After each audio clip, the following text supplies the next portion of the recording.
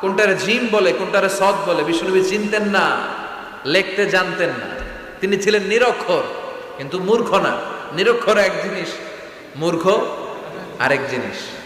অক্ষর জ্ঞান নাই কিন্তু জ্ঞান আছে, কারণ বিশ্বনবী বলতেন আদ্দাবানি রব্বি ফা আহসানা তা'দীবি। আমি পৃথিবীর কোনো ইউনিভার্সিটি থেকে ডিগ্রি নেয় নাই, কেউ আমারে শিখায় নাই, স্বয়ং আরশের উপর থেকে আমারে শিক্ষা দান করেছে কে? আল্লাহ। তাই আমার শিক্ষার মতো শিক্ষা পৃথিবীর কারো শিক্ষা হতে পারে। সাইয়েদনা জিবরাইল বললেন ইয়া মুহাম্মদ ইকরা, পড়ো। বিশ্বনবী ফেল ফেল করে তাকিয়ে রইলেন, অক্ষর চিনা না, পড়বে কেমনে? বিশ্বনবী বলেন মা আনা বিকারি, আমি জানি না কেমন করে পড়তে হয়। ফাআখাযানি ফাগাত্তানি হাত্তা বালাগা মিন্নি আল জাহাদ।